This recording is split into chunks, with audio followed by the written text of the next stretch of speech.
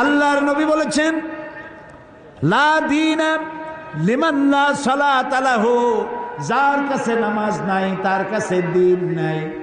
মান তারাকা সালাতান মুতাআম্মিদান ফাকাদ কাফারা, ইচ্ছে করে যে নামাজ ছেড়ে দিল সে কুফরি করলো। ইচ্ছে করে নামাজ ছেড়ে দিল সে কাফেরের কাজ করলো। নামাজ পড়লো না তো কিসের কাজ করলো বলেন না ভাই? নামাজ না পড়া কার কাজ?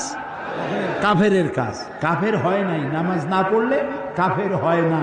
নামাজ না পড়াটা কাফেরের কাজ, আর নামাজ পড়াটা